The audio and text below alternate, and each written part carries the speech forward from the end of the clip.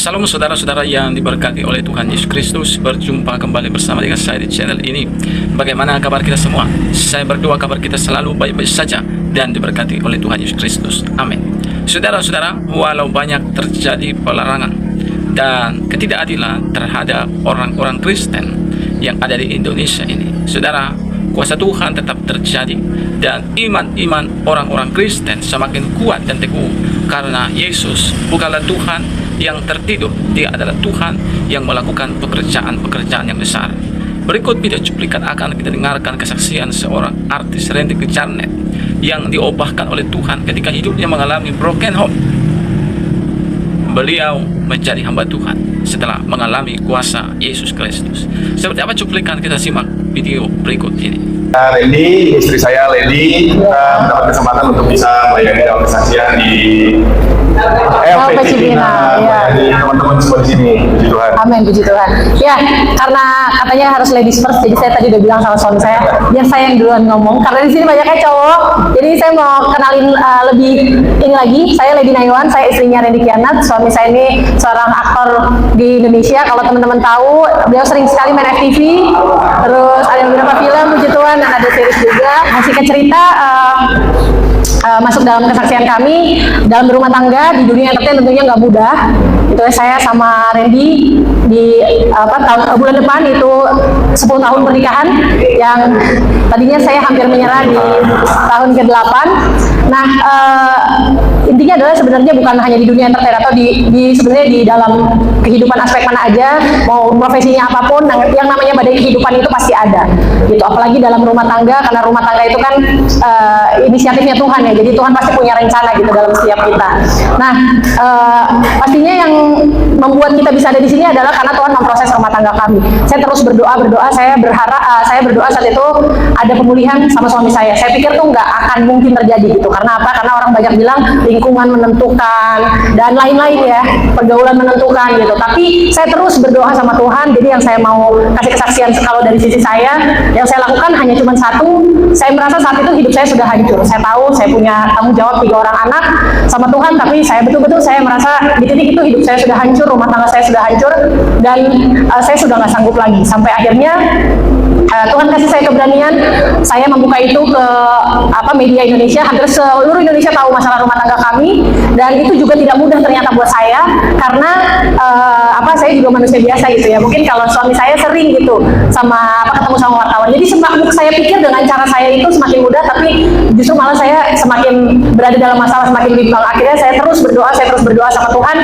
Saya dalam kebimbangan, dalam kebingungan saya, disitulah Tuhan jawab doa saya gitu. Saya pikir Randy itu nggak akan pernah berubah, saudara. Randy nggak bakal pernah berubah karena ya saya gimana ya, saya percaya gitu ya, manusia tuh tidak pernah bisa merubah kita. Yang bisa merubah kita hanya Tuhan dan kemauan dari diri kita sendiri. Yang saya mau sharing itu sama teman-teman di sini, tetap berdoa, tetap percaya. Saat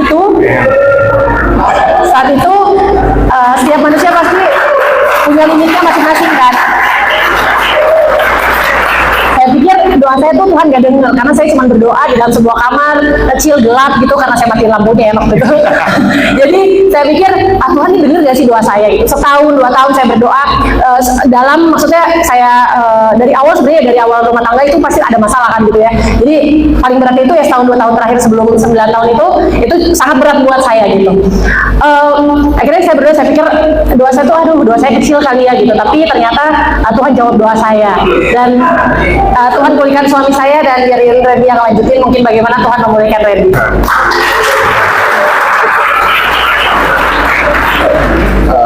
Shalom teman-teman, sekali lagi. Jujur, saya cuma bisa bilang pasti di sini udah tahu lah saya ngapain. Belum tahu lah. Nggak tahu dong. Tahu di mana? Bertahu? Saya cuma bisa bilang. Nggak tahu. Saya selingkuh. Ya, sebenarnya kalau mungkin sekarang saya nggak mau mengglorify atau mengagungkan dosanya, kesalahan saya enggak. Tapi yang saya pelajari dan saya belajar dari proses Tuhan yang Tuhan sudah izinkan hidup saya sama istri, satu, saya ini sampah. Saya ini nggak ada apa-apanya kalau nggak ada Tuhan. saya ini cuma sampah yang nggak ada orang mau lihat. Mungkin awalnya saya tadi kayak seperti yang dia bilang, saya ini aktor, saya ini sering main FTV, saya sering main sinetron, saya sering main film. Banyak orang fan sama saya, banyak orang mengidolakan saya. Tapi yang saya lupa saat itu, saya pikir itu semua karena saya. Karena wah saya hebat ya, saya bisa di posisi ini, di posisi orang mengidolakan saya, orang mengeluh-elukan saya, itu karena Randy-nya. Tapi saya lupa, saya bisa ada di posisi itu karena Tuhan, karena doa istri saya juga, karena doa anak saya juga.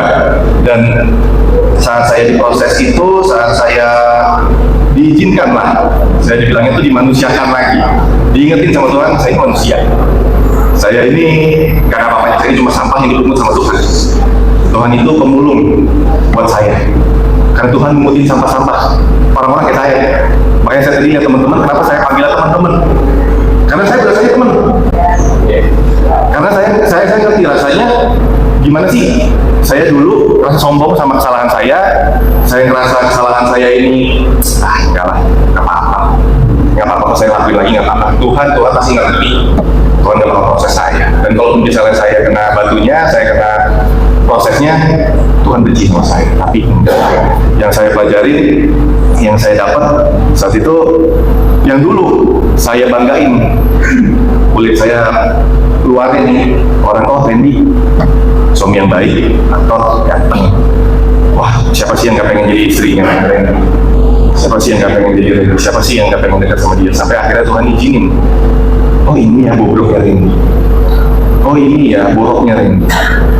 Oh ini ya busuknya dia. Oh ini ya sifat jahatnya dia. Oh ini ya keenggak baikannya Randy. Semuanya yang gak enak, semua yang buruk. Akhirnya Tuhan izinin itu yang terlihat di luar mata orang-orang. Awalnya saya nggak terima. Kok saya dihujat ya? Kok saya satu Indonesia saat itu musuh utamanya itu saya. Sedangkan saya tahu saat itu orang yang lebih jahat daripada saya banyak, tapi kenapa saya? Mungkin teman-teman di sini juga kadang-kadang kita pasti ngerasa ya, namanya yang ngelakuin salah lebih salah daripada saya tuh banyak kok, yang lebih jahat daripada saya banyak. Saya kayak gini tuh saya ada alasannya kok. Tapi selama prosesnya Tuhan, dan puji Tuhan istri saya dikuatin sama Tuhan, Tuhan kasih dia kekuatan untuk doain saya, Tuhan jamah saya, Tuhan taruh di hati saya. Lebih enak diproses sama Tuhan. Iya. Orang boleh banyak, yang di luar sana mungkin lebih jahat. Mungkin banyak orang di sana yang lebih kejam, lebih sadis. Tapi kenapa kita sih? Kenapa saya yang di-expose? Kenapa teman-teman yang di-expose? Kenapa kita yang ada di posisi ini? Karena Tuhan sayang sama kita. Karena Tuhan sayang sama kita. Tuhan sayang sama saya, Tuhan sayang sama teman-teman. Beneran, sayang. Kenapa kita yang di-expose? Kenapa kita yang akhirnya kulit kita dibalik, kulit yang tadi kita tunjukin di orang, supaya orang lihat kita orang baik-baik, sekarang kulit kita kulit keburukan yang di luar? Kenapa? Yang saya dapat, kalau Tuhan pengen lihat siapa Randy, Tuhan itu tuh coba pengen lihat benar-benar tulusnya hatinya Randy sama dia teman-teman. Karena kalau yang aku dapat ya teman-teman ya, namanya kita udah dicap sebagai penjahat, itu nggak gampang. Kita bertobat, orang nggak akan percaya. Tapi ada satu pribadi loh yang tahu kita. Itu yang aku selalu cerita sama Lady. Orang boleh nganggap saya rendah. Mungkin setelah saya pelayanan di gereja, mungkin setelah saya jadi hamba Tuhan, mungkin setelah saya berbuat baik, saya berbuat benar, saya melakukan kebaikan untuk orang-orang. Mungkin orang akan tetap mikir saya ini orang jahat. Mungkin orang akan tetap ngecap saya tukang selingkuh. Mungkin semua kejahatan saya nggak akan pernah dilupain sama dia. Tapi yang tahu hati saya, yang tahu kesungguhan hati saya, ketuhanan saya itu cuma Tuhan. Hubungan saya cuma sama Tuhan, sama teman-teman. Tadi ini jujur, tadi saya cuma nangis di depan. Saya nggak bisa nyanyi. Leluasa saya di sini kan ada versi. Saya duduk di depan. Saya teman-teman di sini, bro. Tadi saya lihat semua ini puji-pujian, angkat tangan semua. loncat-loncat semuanya. Saya lihat dari sini, saya terharu. Kenapa? Saya nggak pernah lihat ini di luar. Ini pemandangan yang mahal buat saya.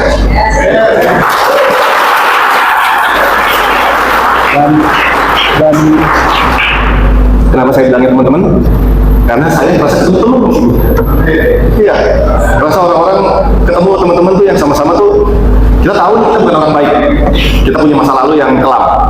Kita punya masa lalu yang nggak baik, masa lalu yang mungkin orang di luar sana bilangnya jahat. Tapi kita punya hati. Kita punya hati yang sudah tahu identitas kita tahu anak Tuhan. Kita diambil sama Tuhan. Seperti yang saya tadi bilang ke istri saya tuh bersyukur banget dia doain saya. Saya jadi selalu tahu proses saya itu cuma satu. Tuhan, proses saya kayak gini supaya saya setiap hari. Karena ini ya teman-teman ya, saya cuma sharing aja satu terakhir. Di luar sana orang terus pasti nggak akan, orang yang mungkin tahu apa yang udah pernah kita lakuin nggak akan langsung gampang menerima kita. Pasti mungkin ada yang bisa terima, mungkin ada yang bisa dengan kata-katanya atau sikapnya menunjukin penolakan kita. Tapi aku cuma mau sharing sama teman-teman. Tapi selalu ingat, yang terima kita dia. Yang tadi bikin teman-teman itu bisa. Yang harus suka cita di sini. Dan kemenangan kita nih, pertobatan kita, kemenangan kita. Kenapa saya bilang orang lain bisa nilai, orang lain mau lihat kita dia benar, orang lain tidak akan mata terjangan. Tapi kita punya kemenangan yang eksklusif. Kemenangan yang nggak bisa diambil sama orang. Dan cuma saya, teman-teman, sama Tuhan kita, Tuhan Yesus. Cuma kita aja yang sama Tuhan Yesus. Kita bisa rasain, amin. Masalah rumah tangga kami Tuhan pakai untuk memproses kami sampai di satu titik kami berusaha bernegosiasi karena punya anak orang Kristen menikahnya sekali, jadi banyak sekali alasan-alasan yang kita coba mencari pembenaran. Ya udah deh kita sama-sama, tapi Tuhan yang tahu hati kita. Sampai akhirnya 1 Agustus 2023 kita kecelakaan mobilnya terbalik 5 kali teman-teman, dan harusnya dari penanggung jawab Suzuki dan lain-lain orang jalan tol dan mereka yang tahu konstruksinya harusnya kita tidak selamat. Harusnya penumpang ataupun yang di dalam mobil harusnya nggak selamat. Karena mobilnya 5 kali dan mobilnya menghantam beton yang paling kiri jalan tol. Tapi 1 Agustus 2023 di situ Tuhan masukin kita ke dalam bubble-nya Tuhan. Di situ hari di mana kita mengalami Tuhan di rumah sakit. Suami saya bilang mulai hari ini rumah tangga kita bukan lagi jalan apa maunya kita, tapi rumah tangga kita Tuhan.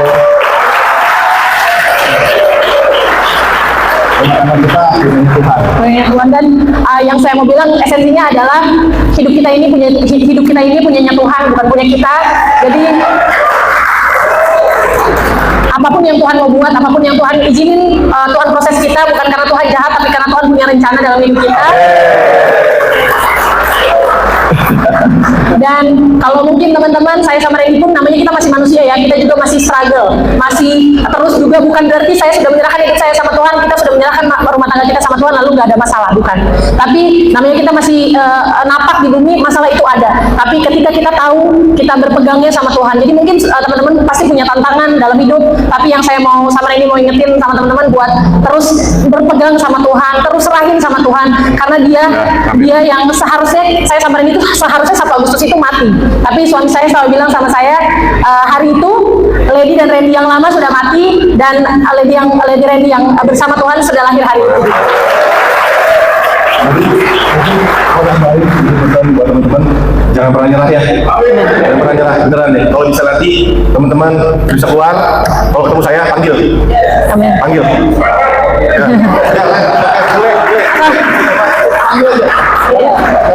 Karena saya tahu prosesnya Tuhan itu nggak mudah pasti, tapi selalu ingat Tuhan itu sayang sama kita semua. Tuhan yang tahu kita itu rencana kedepannya seperti apa. Jangan pernah menyerah. Kalaupun memang seperti istri saya bilang, nggak ada doa yang terlalu kecil. Amin. Saya nggak tahu pergumulannya teman-teman. Saya nggak tahu kesulitannya teman-teman di sini. Saya nggak ngerasain. Tapi saya cuma bisa mungkin ngasih kekuatan sedikit. Berdoa, jangan kecilin doa. Kalau mau nangis sama Tuhan, nangis. Ya, semangat terus sama Tuhan. Dah. Ya, sekalian mau bilang sama teman tadi kan Randy tak bilang kan, kalau mau ketemu Randy sebenarnya mau ketemu Randy itu gampang banget, nggak harus tiba-tiba nggak sengaja papasan, tapi kita berdua ada dalam naungan Kerinduan Church. Jadi teman-teman nanti kalau udah keluar dan mau kebaktian bareng sama kita boleh banget. Dan ini ada Pastor Binsar juga yang akan nanti sharing firman. Nah, saudara-saudara, itulah dia video cuplikan yang baru saja kita tonton tadi videonya. Bagaimana kalau kita mengikuti kisah artis Randy Jarnet ini, banyak masalah yang terjadi dalam rumah tangganya, dalam kehidupannya, tetapi Tuhan izinkan itu terjadi. Bahkan kalau kita baca di Google, beliau pernah mau pindah agama, tetapi Tuhan Yesus adalah Allah yang hidup, sehingga beliau menjadi hamba Tuhan. Hamba Tuhan artinya ya menjadi saksinya, menjadi alatnya untuk kemuliaan bagi nama Yesus. Mungkin dulu beliau agamanya Kristen, tetapi ya masih tetap hidup dalam dosanya, masih tetap hidup dalam keduniawiannya. Tetapi setelah sungguh-sungguh mengenal Yesus, mengalami perjumpaan dengan Tuhan, hidupnya sangat diubahkan. Dan istrinya adalah menjadi saksi, dan orang-orang yang ada di sana juga menjadi saksi atas perubahan hidup yang dialami oleh beliau. Saudara, begitu juga dengan apa yang terjadi saat ini di negara kita. Bagaimana gereja-gereja Kristen mengalami persoalan. Bagaimana baru-baru ini ibadah Natal gereja GBD, ya, mereka dilarang untuk merayakan Natal. Mereka mengalami ketidakadilan. Saudara, anggaplah pencobaan itu adalah jalan Tuhan untuk melakukan perkara yang besar bagi kita dan untuk menguatkan iman kita sehingga kita berpegang teguh kepada Yesus. Mungkin pemerintah ataupun dari pemerintah kita tidak sepenuhnya mendapat keadilan. Percaya Tuhan akan memberikan keadilan bagi kita, dan pembalasan itu adalah hak Tuhan, bukan hak kita. Kita sebagai manusia, mari jalani kehidupan kita dengan baik. Mari jalan kehidupan kita dengan penuh dengan ucapan syukur dan puji-pujian kepada Tuhan. Saudara, satu ayat firman Tuhan bagi kita dalam Roma 8 ayat 28. Allah turut bekerja untuk mendatangkan kebaikan bagimu, bagi saya yang mengasihi Tuhan. Teman-teman, kiranya video yang saya bagikan boleh memberkati kita. Shalom.